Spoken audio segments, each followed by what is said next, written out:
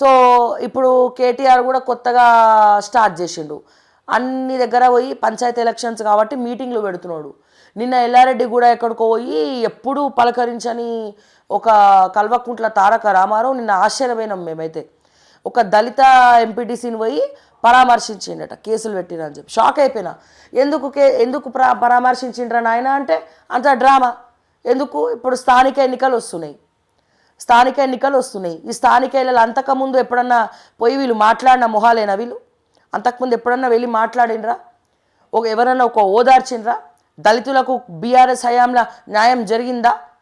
దళిత బంధు ఇచ్చినటువంటి BRS party ఆ దళిత బంధును కూడా సిగ్గు లేకుండా కొట్టేసినటువంటి బీఆర్ఎస్ ఎమ్మెల్యేలు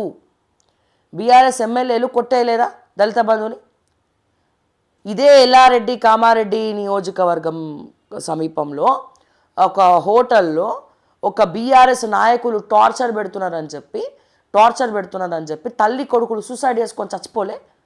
ఇవన్నీ ఎట్లా మర్చిపోతారు ఎల్లారెడ్డి కూడా బీఆర్ఎస్ పార్టీని? ఈ రోజున దళితుడి మీద కేసు పెట్టినరని చెప్పి ప్రగడ్భాలు పలికేటువంటి కేటీఆర్ మరి నీ దళిత బంధు ఇస్తామని చెప్పి మీ ఎమ్మెల్యేల గురించి రకరకాల స్టోరీలు చేసినాం. ఇగో బల్కా సుమన్ దళిత బంధు నొక్కేసిండు కమిషన్లు, అక్కడ రాలే. కొప్పుల ఈశ్వర్ గారి దగ్గర కూడా ఇదే, ఆ నియోజకవర్గంలో కూడా ఇదే పరిస్థితి, మిగతా నియోజకవర్గాల్లో కూడా ఇదే పరిస్థితి. కమిషన్లు ఆర్మూర్ జీవన్ రెడ్డి ఇదే పరిస్థితి. దళిత బంధు తీసుకున్న వాళ్ళందరూ కార్ల కన్నా కూడా వెనకాల రింగులు బాగా బిజినెస్లు ఉన్న వాళ్ళే కమిషన్లు తీసుకొని నొక్కేసారు. ఇది వాస్తవం, ప్రూఫ్స్తో సహా ఓకే టీవీ నిరూపించింది. దమ్ముంటే వేముల ప్రశాంత్ రెడ్డిని కానీ, దమ్ముంటే కేటీఆర్ని కానీ, దమ్ముంటే ఆ ఎల్లారెడ్డి కూడా మాజీ ఎమ్మెల్యేని కానీ నిరూపించమని చెప్పు. అంతకుముందు వీళ్ళకి ఎప్పుడు దళితులు కళ్ళ ముందు కనవడలేదు.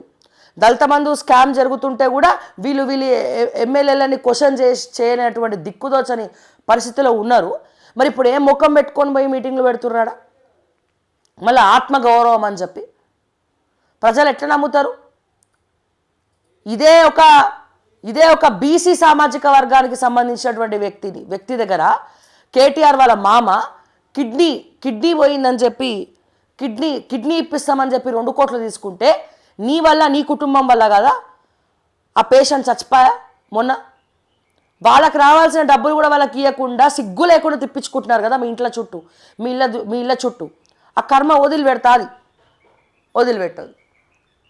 ఇంకా నువ్వు ఏం న్యాయం చేసినావు? మన పొద్దులేస్తే బీసీ రిజర్వేషన్ అని మాట్లాడతావు, దళితులను పోయి ఇది దువ్వుతున్నా అని చెప్పి మాట్లాడతావు. ఏం మాట్లాడుతున్నారు మీరు? ఏ రకంగా మాట్లాడుతున్నారు? నీకు నిజంగా చిత్తశుద్ధి ఉంటే పోయి ఆ కుటుంబానికి సహాయం చేయి. అప్పుడు నేను నమ్ముతా కేటీఆర్ మారిండు, బీఆర్ఎస్ పార్టీ మారిందని. మీ కుటుంబ సభ్యులకు ఒక న్యాయమా? మా బీసీలకు, మా సామాన్యులకు ఇంకొక న్యాయమా? కిడ్నీ ఇప్పిస్తాను 2 కోట్లు తీసుకుంది వాస్తవం కాదా? ఎమ్మెల్సీ పదవి ఇప్పిస్తా అని చెప్పి ఆ చిట్యాల సర్పంచ్ దగ్గర 2 కోట్లు తీసుకుంది వాస్తవం కాదా? 4 కోట్ల రూపాయలు నీ మామ తీసుకోలే, ఆ వీడియోలు లేవ్వా? ఆ డబ్బులు తీసుకపోయి ఏ అమ్మాయికి ఇచ్చిండో కూడా ఆ అమ్మాయి వస్తుంది.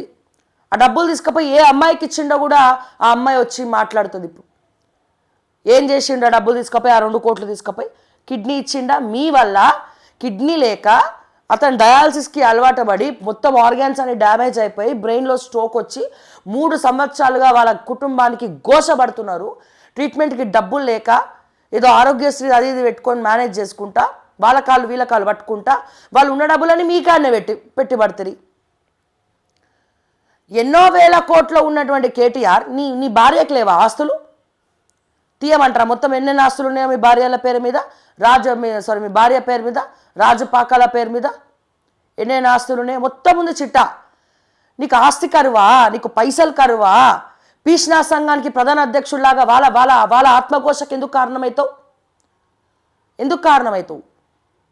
2 కోట్లు 4 కోట్ల రూపాయలు ఆ కుటుంబం దగ్గర తీసుకొని వాళ్ళని లాంచి లంపాన పెట్టి వాళ్ళ ఆత్మఘోషకు, వాళ్ళ మానసిక పరిస్థితికి కారణమైనటువంటి నీ కుటుంబం, నీ భార్య కుటుంబం కళ్ళ ఒత్తులేసుకున్నావు. కళ్ళల్లో వాళ్ళు ఎట్లా ఏడుస్తున్నారో చూద్దామని చెప్పి వాళ్ళని ఎట్లా టార్చర్ పెడుతున్నావు. బీసీ కాదా? ఈ రోజున బీసీ రిజర్వేషన్ కోసం బీఆర్ఎస్ పార్టీ మాట్లాడుతుంది. ముందు కేటీఆర్ని క్వశ్చన్ చేయండి దమ్ములుంటే. ఏందండి కేటీఆర్ గారు, నీ కుటుంబాన్ని అదుపులో పెట్టుకో. బీఆర్ఎస్ పార్టీ పరువు పోతుంది, బీఆర్ఎస్ పార్టీ పరువు పోతుంది, పోయి ఆ కుటుంబానికి న్యాయం చేయి. నీ దగ్గర 1000 కోట్లు లేవా? 2 కోట్లు ఇయనికి పిచ్చకుంట్ల 2 కోట్ల పైసలు ఇయనికి పీష్నాస్ కథలు పడుతున్నారు.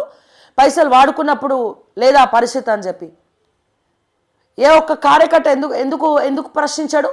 బీఆర్ఎస్ పార్టీ అంటే కేవలం కల్వకుంట్ల ఫ్యామిలీది కాదు కదా. అందులో ఎంతమంది మెంబర్లు ఉన్నారు? వాళ్ళ వల్ల, వాళ్ళు తీసుకునేటువంటి చెడు నిర్ణయాల వల్ల బీఆర్ఎస్ పార్టీ పరువు ఓట్లే. తద్వారా కార్యకర్తలు నాలాంటి వాళ్ళు క్వశ్చన్ చేయట్లే. అడగండి, వీడియోలు రిలీజ్ చేయండి. ఏంటి కేటీఆర్ సార్ నిజమేనా? మీ మామ డబ్బులు తీసుకున్నాడా? డబ్బులు మీరు ఎగ్గొట్టినారా? వాళ్ళ పాపపు సొమ్ము మనకెందుకు? బీఆర్ఎస్ పార్టీలో బీసీలు లేరా?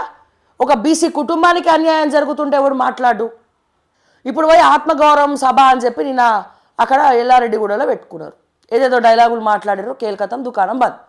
మరి అంతకుముందు దళిత బంధు విషయంలో కేసీఆర్ గొప్ప వ్యక్తి కాబట్టే దళిత బంధు లాంటి అద్భుతమైనటువంటి కాన్సెప్ట్ తీసుకొచ్చారు. కానీ ఆ దాన్ని అడ్డు పెట్టుకొని కేసీఆర్ చేసిన తప్పేందంటే, ఎట్లనైతే రైతు బంధు అకౌంట్లలో పడుతుందో దళిత బంధు కూడా దళితుల డైరెక్ట్ అకౌంట్లో పడేటట్టుంటే బాగుండేది. గా పెత్తనం ఎవరికి ఇచ్చిండు? ఎమ్మెల్యేలకు ఇచ్చిండు. ఆ ఎమ్మెల్యేలు ఏం చేసిర్రు? నొక్కేసిర్రండి పైసలు. దాన్ని సవరించుకునేటువంటి బీఆర్ఎస్ కల్వకుంట్ల ఫ్యామిలీ మళ్ళీ ఆత్మగౌరవం అది అని చెప్పి మీటింగ్లు పెడుతున్నారు. పెట్టండి, కానీ ఏం మారినావు కేటీఆర్ అని అడుగుతున్నాం. మీలో మార్పు రానప్పుడు ఎందుకు నాటకాలు ఆడుతున్నారు? ఎందుకు మేకప్లు వేసుకొని మరి పైపైన ఏదో నటిస్తున్నారు?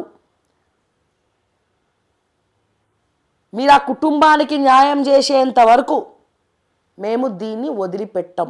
ఈ విషయం మాత్రం బరాబర్ గుర్తుపెట్టుకుంటే మంచిది అని చెప్పి మరొకసారి ఈ సందర్భంగా తెలియజేస్తా ఉన్నా.